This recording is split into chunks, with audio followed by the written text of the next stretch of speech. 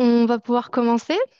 Bonjour à toutes et à tous. Merci d'être présents pour cette webconférence présentée par la Caisse primaire d'assurance maladie de la Sarthe et la CARSAT Pays de la Loire sur la thématique de l'invalidité. Ma vie change, l'assurance maladie m'accompagne. Je me présente, Manon, chargée de marketing à la Caisse primaire d'assurance maladie du Mans. Pour animer cette conférence, je suis accompagnée aujourd'hui par Sandrine et Sandrine, conseillère accueil à la Caisse primaire du Mans, et Gabrielle, assistante sociale à la CARSAT. Bonjour mesdames.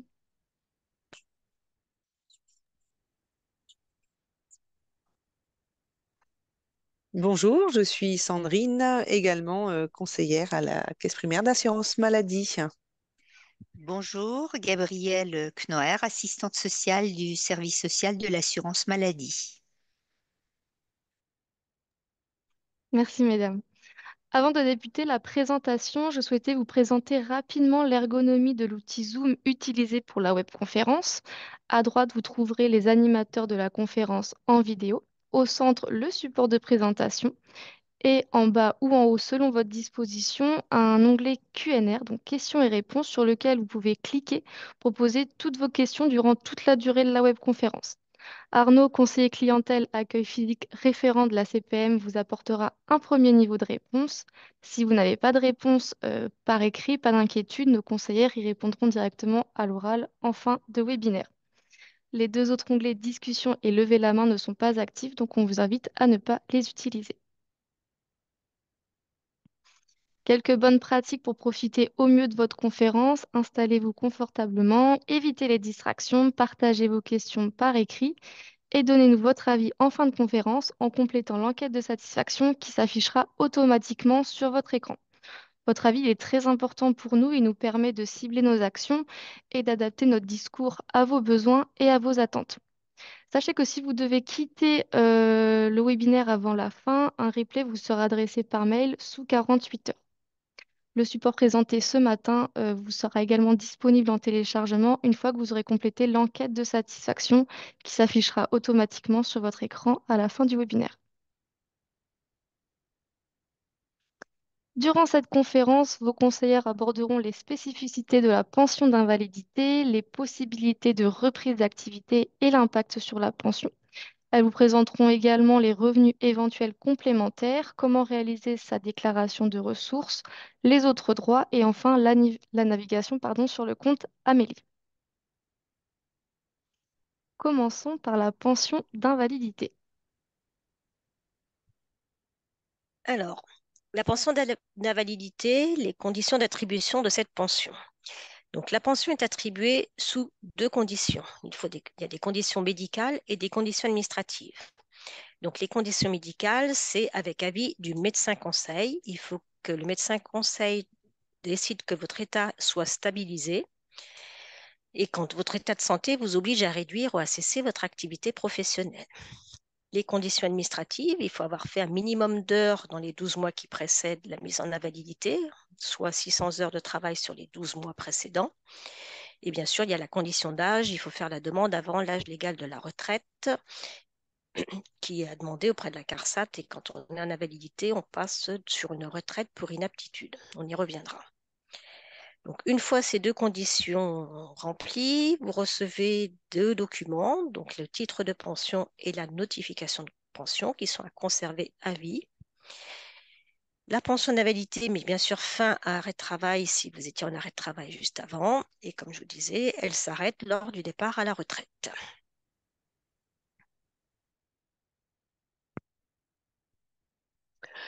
Donc, il faut bien penser, une fois que vous êtes en invalidité, à mettre à jour votre carte vitale. Alors, vous avez plusieurs possibilités, hein. Vous pouvez aller en pharmacie, vous pouvez aller également venir nous voir, hein. On a une petite borne pour mettre à jour les cartes vitales.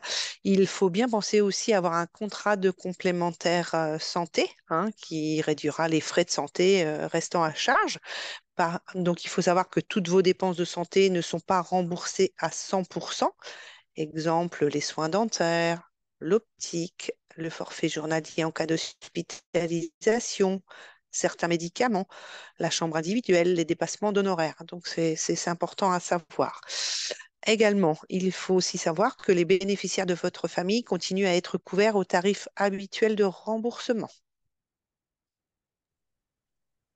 Je rajouterais même que le 100% que l'on a du fait de l'état d'invalidité, on le conserve même après la retraite.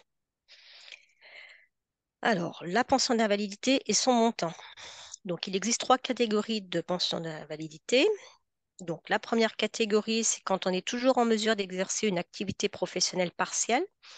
Dans ce cas, la pension correspond à 30% de votre revenu annuel moyen. On entend par revenu annuel moyen, ce revenu est calculé sur votre salaire moyen annuel de vos 10 dernières années, de vos 10 meilleures années, excusez-moi. La catégorie 2, c'est quand on ne peut plus exercer d'activité professionnelle en général. Donc, ça correspond, dans ce cas-là, la pension correspond à 50% du revenu moyen annuel.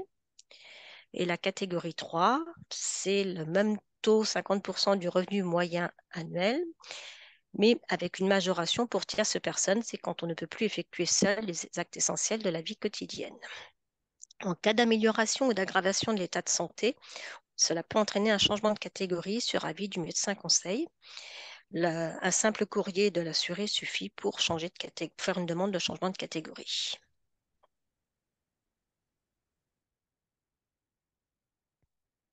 Alors, le versement. Le versement de la pension d'invalidité se fait à terme échu par virement bancaire en début de mois suivant.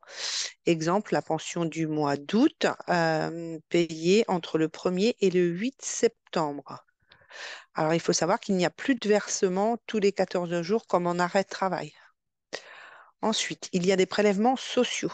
Vous pouvez être exonéré partiellement ou totalement de la CSG, qui représente 8,3% à peu près, la CASA, 0,3%, et de la CRDS, 0,5%, en fonction de votre situation fiscale. Les impôts. Alors, la pension est imposable, contrairement aux indemnités journalières si vous étiez en ALD. Elle est annuellement déclarée aux impôts par la Caisse primaire d'assurance maladie. En début d'année, vous recevrez de la CEPAM votre relevé fiscal via le compte Amélie si vous en avez un ou par courrier postal afin de vérifier le montant déclaré.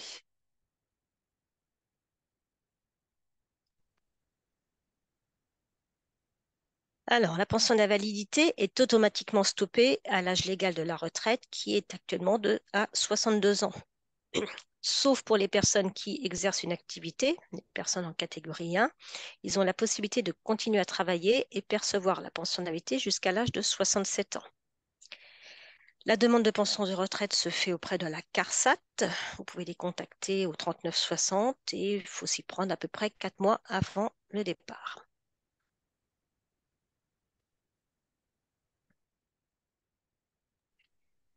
Alors, nous passons à la partie 2 de l'arrêt de travail à la reprise d'un emploi.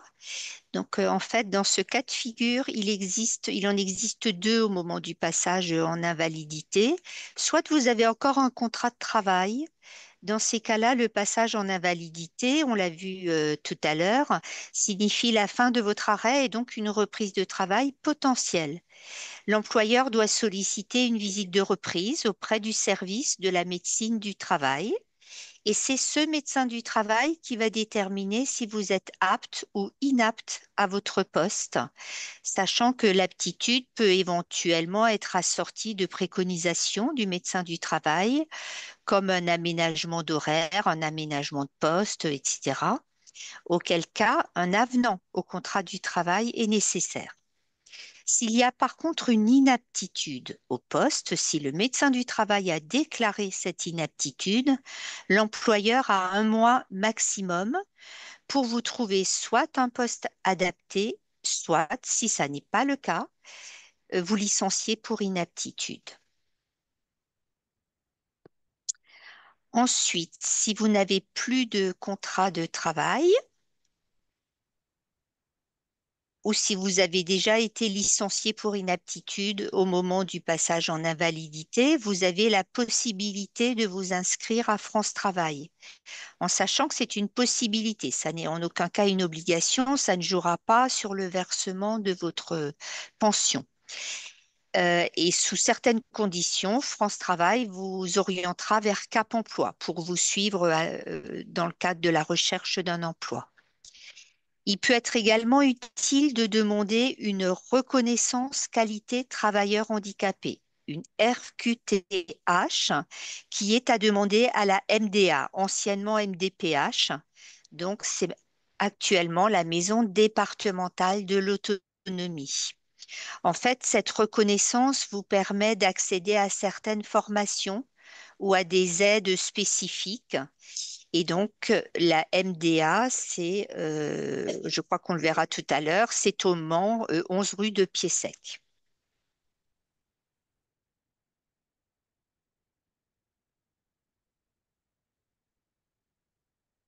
Vous reprenez une activité, quel est l'impact sur votre pension?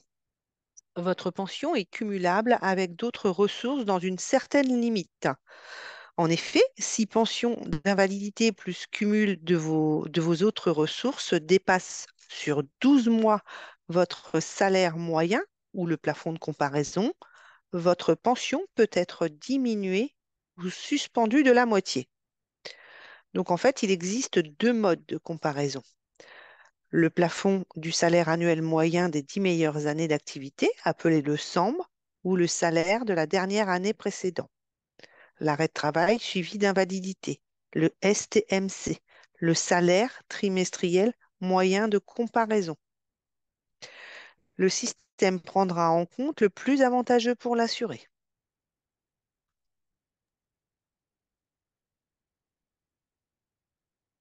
Donc, je vais essayer de vous expliquer avec des chiffres l'impact en cas de reprise d'activité.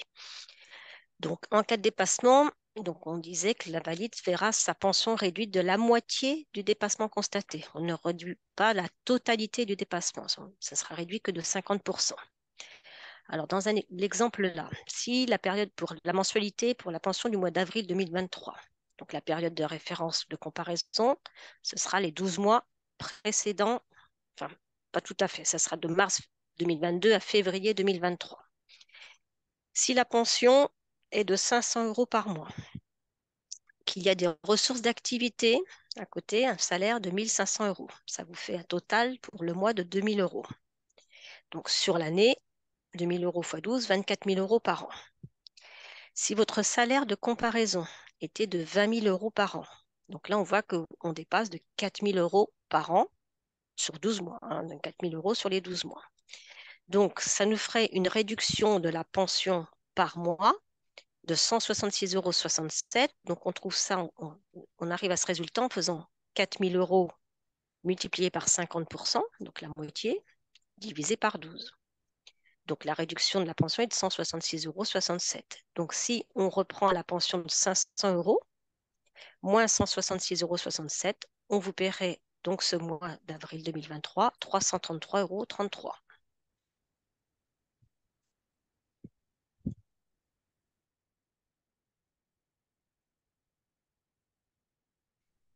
Passons à la partie 3, les compléments éventuels de revenus.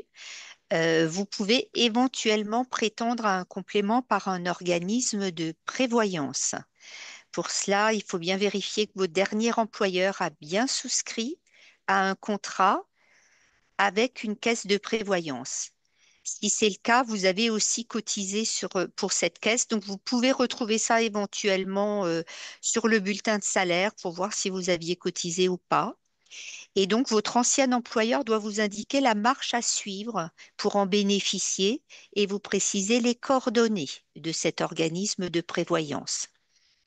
Sous certaines conditions, il est également possible de bénéficier du maintien de la mutuelle santé de votre entreprise. On appelle ça une portabilité qui se fait sur un an à condition de s'inscrire à France Travail. Par ailleurs, vous avez peut-être des assurances privées qui, en fonction des garanties, peuvent être sollicitées. Et enfin, si vous êtes en accession à la propriété ou si vous avez d'autres crédits en cours, pensez à demander si une prise en charge est possible dans le cadre du passage en invalidité. et ce, via l'assurance de ces crédits. Ce serait l'assurance qui prendrait en charge éventuellement les crédits.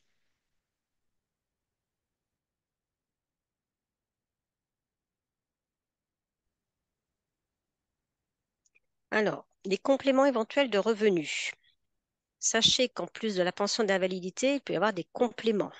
Donc là, par exemple, je vais vous parler de l'allocation supplémentaire d'invalidité, dite ASI. Elle peut être demandée, attribuée sur demande de l'assuré et versée par la CPM, calculée et versée par la CPM. Donc, vous pouvez la demander si les revenus du ménage ne dépassent pas un certain plafond. Attention, on prend bien les ressources du foyer, du couple. Il y a un plafond à ne pas dépasser qui est à peu près de 900 euros par mois pour une personne seule et 1 500 euros par mois pour un couple. On prend donc toutes les ressources, qu'elles soient imposables ou non. Par exemple, s'il y a une rente accident de travail, c'est une ressource qui n'est pas imposable, mais elle rentre dans le calcul. Cette allocation, s'il est attribuée, elle est exonérée des cotisations sociales, la CSG, de la CRDS, et elle n'est pas imposable. Et cette allocation est à demander en priorité sur l'allocation d'adultes handicapés, qui, elle, on peut faire une demande auprès de la CAF, on va y revenir.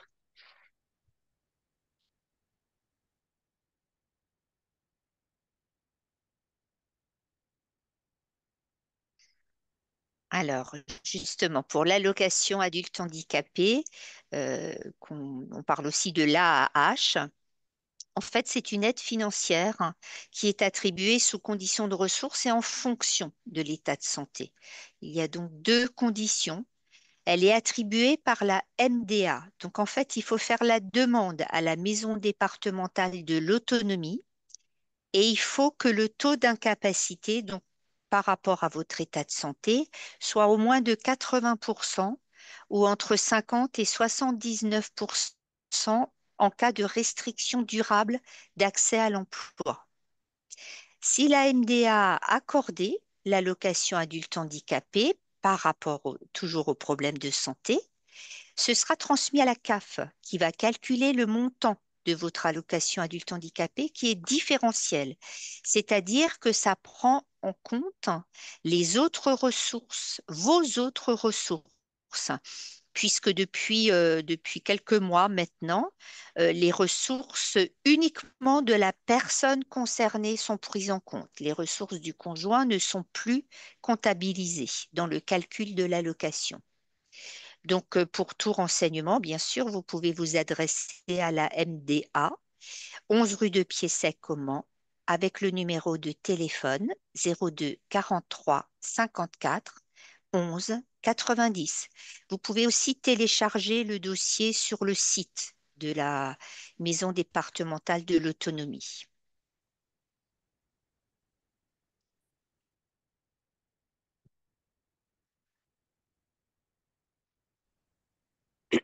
Alors, pour vérifier justement les ressources, vous allez recevoir régulièrement une déclaration de ressources.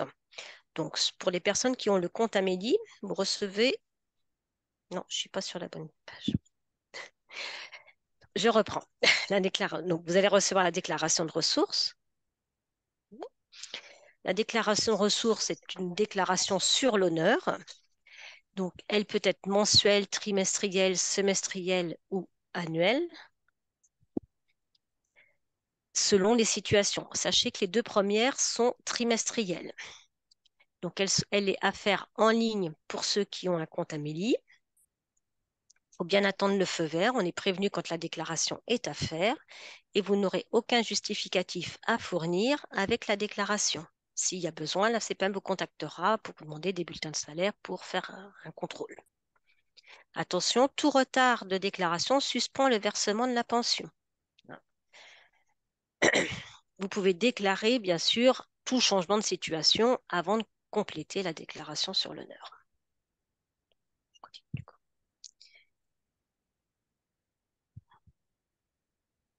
Donc, la déclaration de ressources, elle est à faire en ligne, comme je vous le disais, pour ceux qui ont le compte Amélie. On reçoit un email d'alerte qui nous invite à se connecter sur le compte Amélie. Donc, une fois arrivez sur la page du compte Amélie, vous avez le pop-up, le carré 2 là, le- qui dit bien que vous devez déclarer vos ressources. Vous pouvez cliquer directement sur Déclarer maintenant. Si vous ne le faites pas tout de suite, vous aurez en bas à gauche dans les notifications, ma pension d'invalidité, votre déclaration de ressources est disponible, merci de la remplir. Et là, si vous cliquez, vous partez sur la page de la déclaration.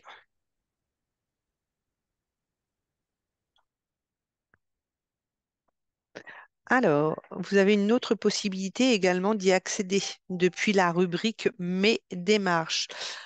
Sur le compte Amélie, vous avez des onglets Accueil, Mes paiements, Mes démarches, Mon espace prévention, Mes informations. À un moment donné, vous pouvez faire Déclarer mes ressources. Donc, une fois que vous avez fait déclarer mes ressources, vous arrivez sur la page Ma déclaration de ressources. Donc, vérifiez bien la période à déclarer et la date limite de déclaration, hein. Tout retard peut vous empêcher de percevoir votre pension.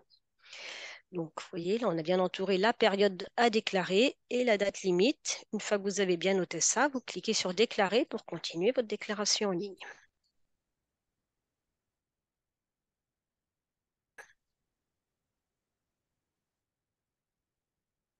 Deuxième étape, cliquez sur Continuer pour accéder à votre déclaration. Vous voyez, il y a la petite flèche là. Donc, sur la deuxième étape, on a toujours la période hein, du 1er avril 2022 au 30 avril 2022. Donc, voilà. Et vous appuyez sur Continuer. En troisième étape, on vous demande de vérifier, de mettre à jour vos informations personnelles s'il y a besoin par rapport à la situation familiale, si vous avez été hospitalisé. Donc, juste une réponse par oui ou par non nous suffit.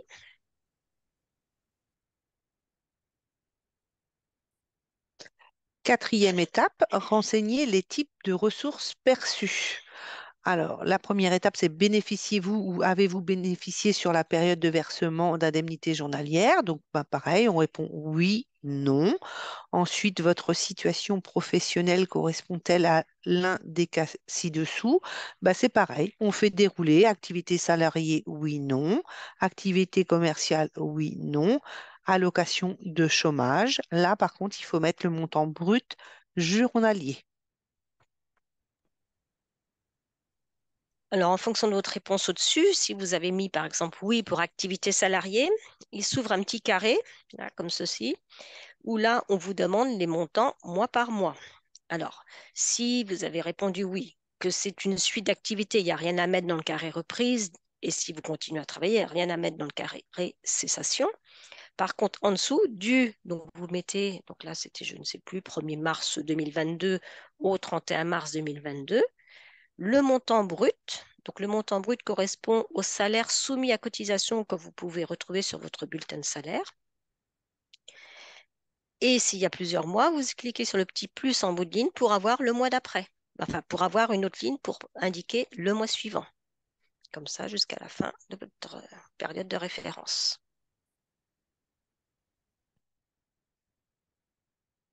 Cinquième étape, renseigner les pensions ou rentes perçues ainsi que le montant brut. Alors, c'est le pavé là où vous avez trois. Percevez-vous l'une des prestations suivantes? Alors, toujours pareil, hein, on répond oui ou non. Ensuite, il y a un pavé qui apparaît. D'autres ressources sont à déclarer si vous bénéficiez de l'ASI, celle du conjoint. L'ASI apparaît seulement si vous êtes concerné. Ça, faut bien le savoir. Sixième étape, donc là, il n'y a plus qu'à vérifier la déclaration. Vous pouvez télécharger le résumé, là, le petit carré rouge. Vous voyez ce que vous avez noté. Attention à cette étape-là, si vous validez, il n'y a pas de, et si vous avez tout bon, vous validez, il n'y a pas de possibilité de revenir en arrière après la validation.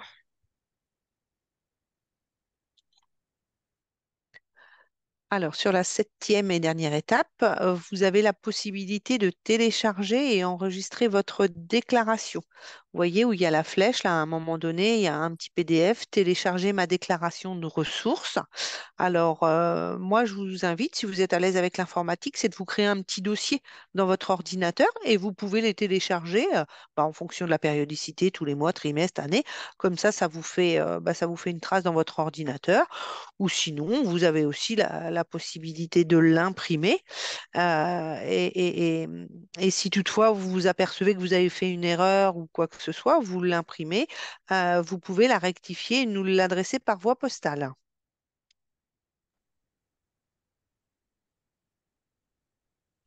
Donc, la déclaration de ressources pour les personnes qui n'ont pas Amélie, donc comme on disait, vous la recevez par voie postale. Pareil, ça peut être semestriel, trimestriel, mensuel en fonction de votre situation. Elle est en recto verso, donc là on voit le recto avec la situation, l'adresse, la situation familiale à compléter. La période de référence est tout en haut, hein. Et sur le verso, il faut juste, comme tout à l'heure, mettre, si vous êtes salarié, mois par mois, le montant brut. Les allocations de chômage, c'est pareil, c'est le montant brut journalier, hein, pas mensuel. Il y a également un petit pavé pour les personnes qui ont l'allocation supplémentaire d'invalidité, mais à ne compléter que si vous êtes concerné. Et bien sûr, dater et signer et nous l'envoyer avant la date limite de renvoi.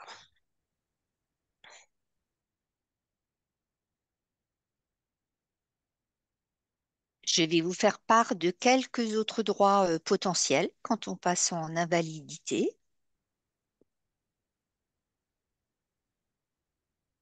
Alors, les cartes mobilité inclusion, CMI, en sachant qu'il en existe trois types.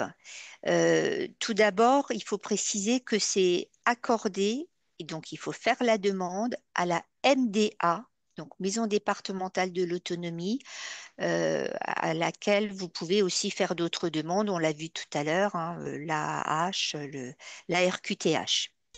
Donc, tout d'abord, la carte de priorité qui permet d'éviter les files d'attente ou qui donne la possibilité d'être prioritaire dans des transports publics. Ensuite, il y a la carte de stationnement pour se garer plus facilement, notamment sur des emplacements réservés aux personnes en situation de handicap. Et la carte d'invalidité qui permet certains avantages fiscaux.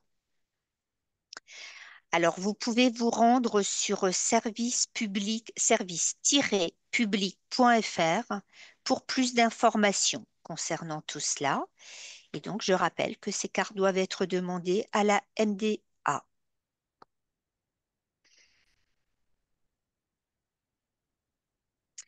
Il est aussi possible de s'adresser à la CAF, la Caisse d'allocation familiale de votre département, qui peut, sous certaines conditions de ressources, vous attribuer des aides au logement, comme par exemple l'APL.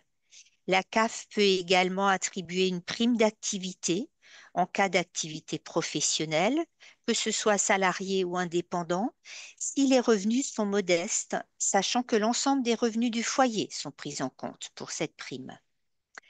Enfin, il est important d'informer la CAF de tout changement de situation vous concernant et vous retrouverez des informations plus précises également sur caf.fr.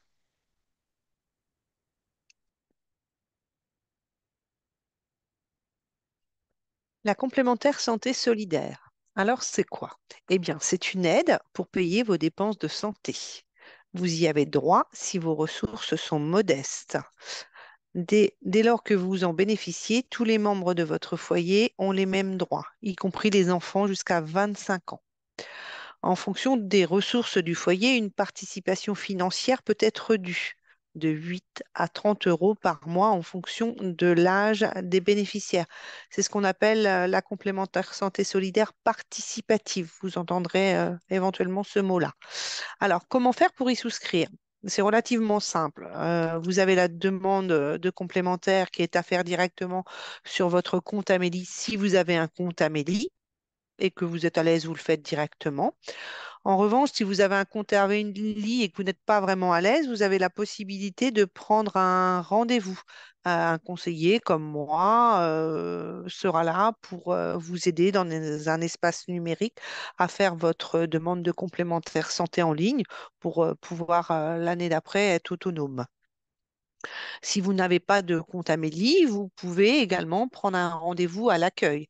Là, vous serez reçu en rendez-vous et on instruira, pardon, votre dossier. Sinon, la dernière possibilité, c'est éventuellement de la faire par voie postale, comme ça vous arrange. Le formulaire, il est disponible sur amélie.fr, c'est le CERFA 522 69 02.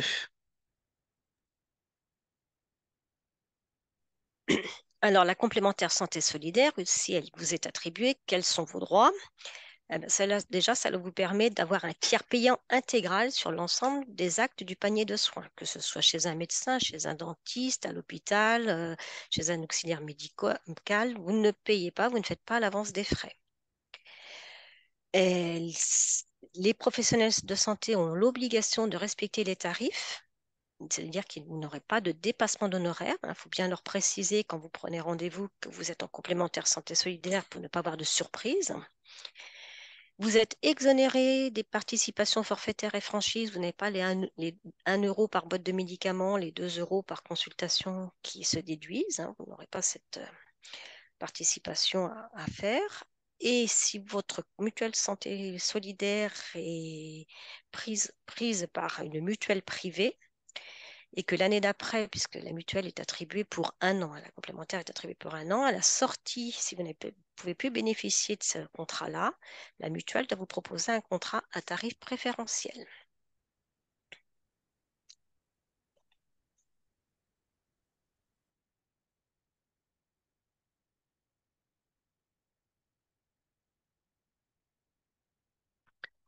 Le compte Amélie. Alors, le compte Amélie. Donc, ayez le réflexe compte Amélie disponible donc depuis votre téléphone ou sur la version web sur amélie.fr. Alors, le compte Amélie, vous pouvez consulter vos paiements, effectuer des démarches en ligne et accéder à vos informations 24 heures sur 24. Vous pouvez également obtenir des attestations de paiement de votre pension d'invalidité. Alors attention, hein, historique sur 6 mois. Donc il faut bien penser à les télécharger, les mettre dans votre petit dossier dont je vous avais parlé précédemment. Ça, c'est très, très pratique. Alors, comment obtenir cette attestation de paiement d'invalidité? Donc, sur le compte Amélie. Une fois sur la page d'accueil, vous allez dans Mes paiements, le deuxième onglet. Vous avez un petit carré sur gauche qui s'affiche, où là, vous pouvez mettre la période recherchée pour ne pas avoir. Mettez là, par exemple, si c'est du 3 mois, vous mettez du 1er janvier au 31 mars. Vous cochez invalidité afin de filtrer pour n'avoir que les paiements de votre pension d'invalidité et non pas tous les décomptes. Sur la partie centrale, vous voyez les mois. Là, il avait été demandé par exemple que le mois de novembre, pension d'invalidité. Vous avez une petite flèche où là, si vous cliquez dessus, vous cliquez, ça télécharge le décompte. Elle apparaît en bas en PDF. Soit vous l'enregistrez dans votre dossier, soit vous l'envoyez directement par mail à l'organisme qui vous le réclame, ou soit si vous avez besoin de l'imprimer, vous pouvez l'imprimer. Pour les personnes qui n'ont pas le compte Amélie, vous obtenez toujours l'attestation de paiement d'invalidité. Elle accompagne en général les déclarations sur l'honneur papier. Donc, c'est à conserver pour pouvoir les donner aux organismes qui vous les réclament.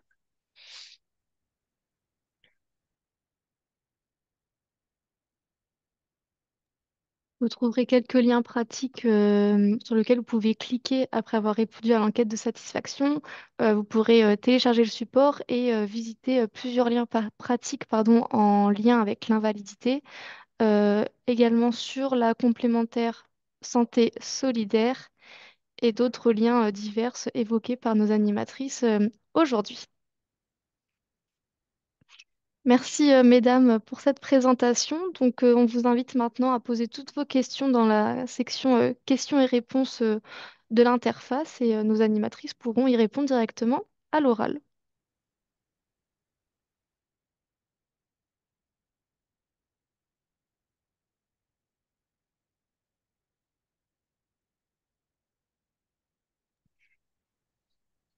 Alors, pour la première question qu'on voit apparaître, doit-on obligatoirement avoir la carte CMI pour pouvoir bénéficier d'une réduction fiscale? Oui, et c'est la carte d'invalidité, hein. La carte de stationnement et la carte de priorité ne vous donnent pas ce droit. Voilà, donc c'est à demander à la MDA.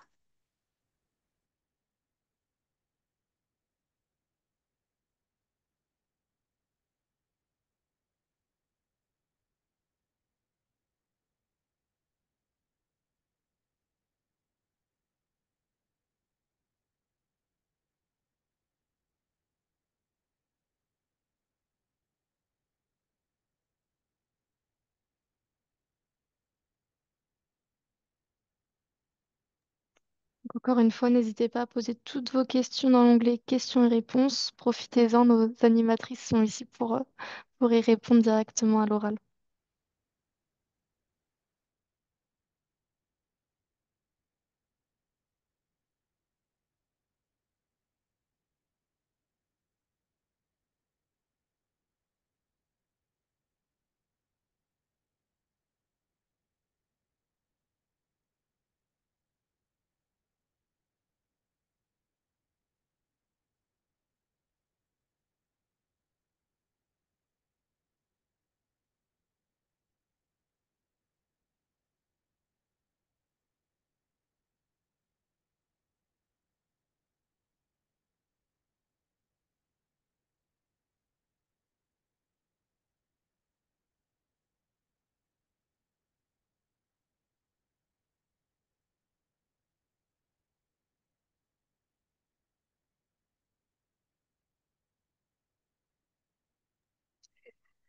Une autre question sur les CMI, cartes de priorité et stationnement sont-elles accessibles pour tous les degrés de handicap?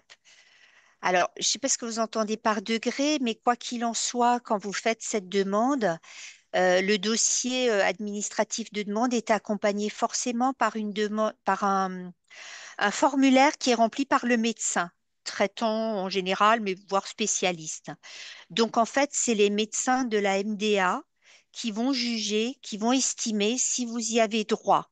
C'est pas vraiment des degrés de handicap à proprement parler, mais c'est en fonction de l'état de santé.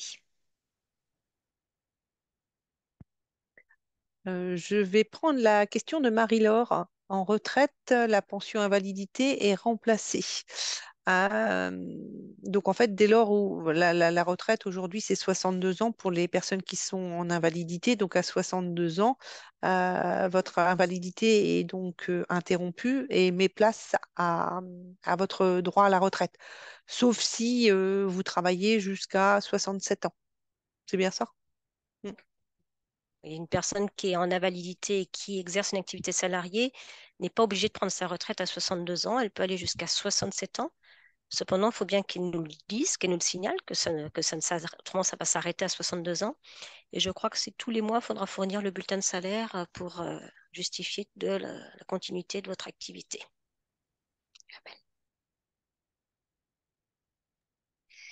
Une autre question, dois-je fournir le certificat d'inaptitude à la CPAM?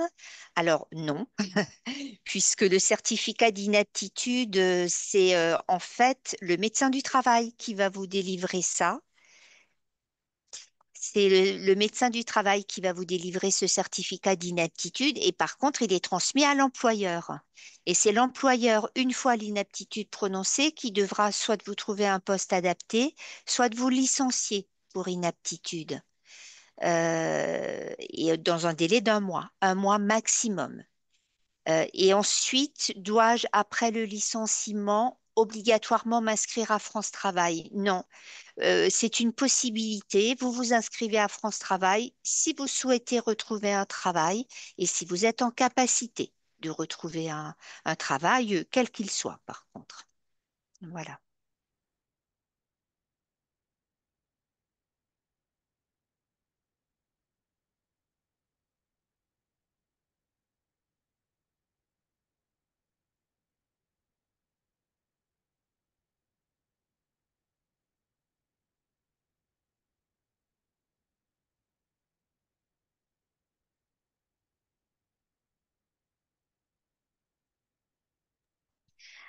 Mm. Alors, je vais prendre la question de Sonia par rapport au prêt immobilier.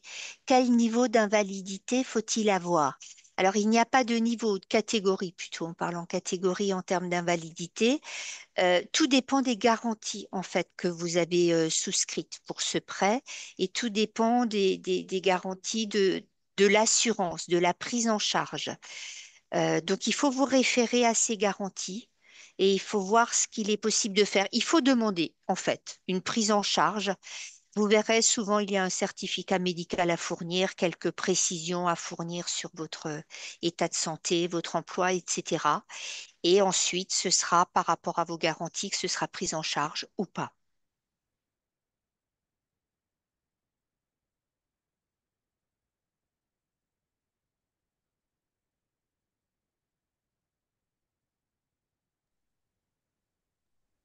Christelle nous demande combien d'heures est-il nécessaire de travailler pour être considéré encore salarié en CESU. Donc, à partir du moment où vous travaillez, vous êtes considéré comme salarié. Il n'y a pas le nombre d'heures n'est pas, entre guillemets, important. Il y a une activité salariée, vous êtes salarié. Après, le nombre d'heures, vous le voyez avec le médecin du travail pour savoir ce qui est adapté à votre problème de santé. À partir du moment où vous êtes salarié, il n'y a pas un nombre d'heures, nous, qu'on préconise.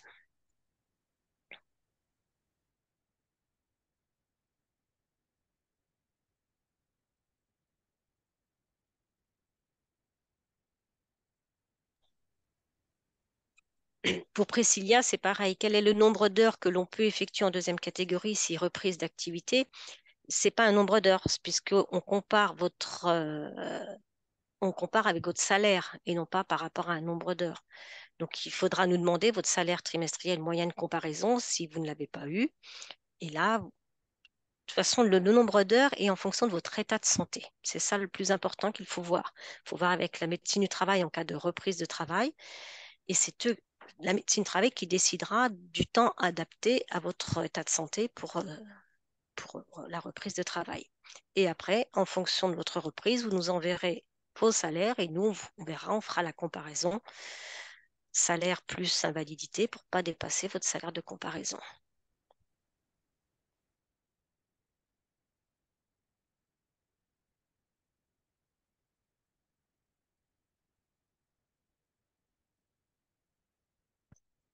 Je vais prendre la question de Valérie. Que se passe-t-il à la date de fin d'invalidité si on est dans la même situation? Euh, il n'y a pas de date de fin d'invalidité. Après l'invalidité, c'est la retraite, hein, madame.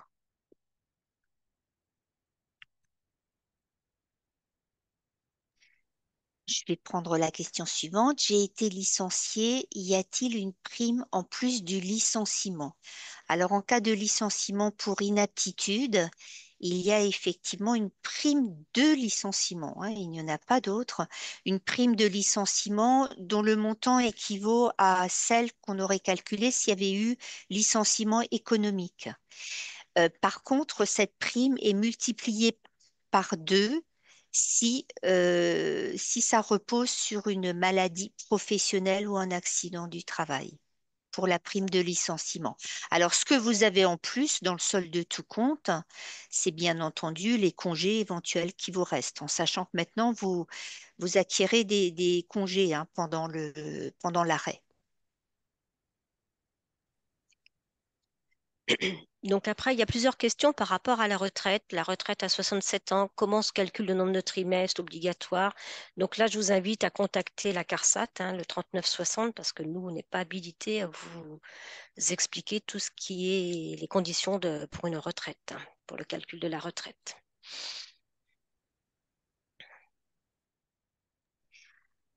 Il y a une question relative aux démarches et obligations pour obtenir la carte CMI.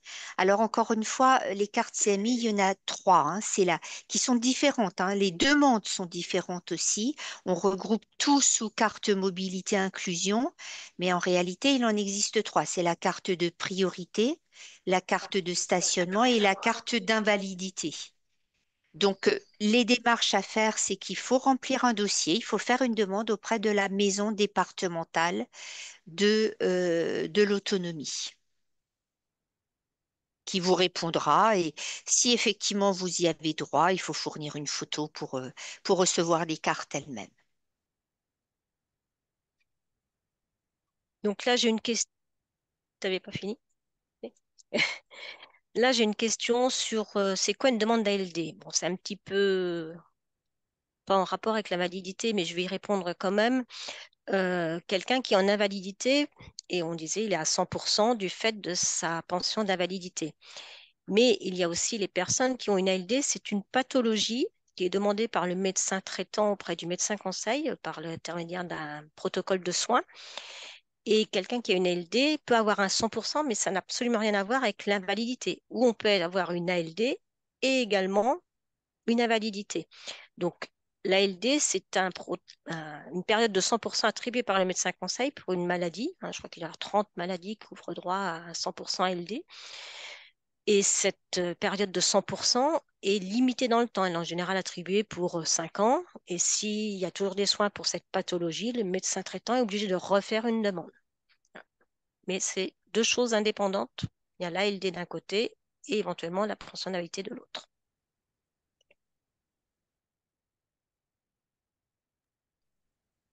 Pour la question suivante, mon attestation a une durée de validité de 5 ans. Comment? Que, que faut-il faire quand arrivent les 5 ans? Est-ce que vous parlez de la validité de l'ALD? Si c'est le cas, il faut refaire une demande de protocole auprès du médecin.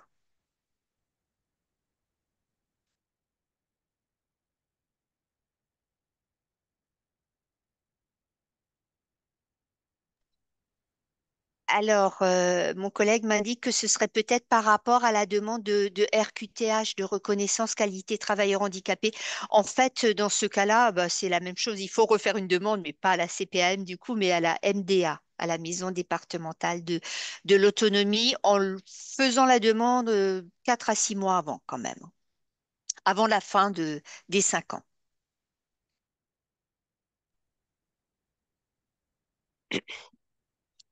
Pour la déclaration pour une personne auto-entrepreneur, ben, vous verrez sur la déclaration en ligne, il y a la case en effet activité salariée, mais il y a aussi la partie activité non salariée où on vous demande vos ressources, pareil, les montants bruts à déclarer.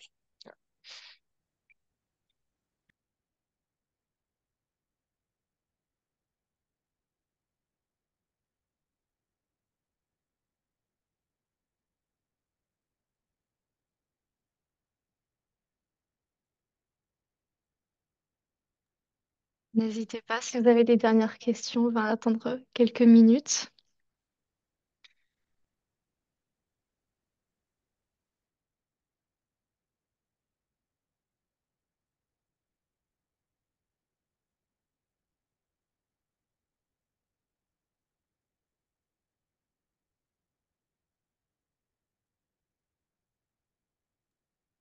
Je pense qu'on a fait le tour de toutes les questions. Si vous avez encore des questions qui persistent, n'hésitez pas à prendre rendez-vous depuis votre compte Amélie, par exemple, ou à revenir en accueil afin que l'on puisse vous répondre personnellement. Vous trouverez sur la slide les modalités de contact en cas de questions. Il ne reste plus qu'à vous remercier de votre participation. Merci, mesdames, pour votre présentation et nous vous souhaitons une très bonne journée. Au revoir à tous. Au revoir. Je vous... Merci beaucoup, au revoir, merci pour votre attention. Merci également. Belle journée à vous.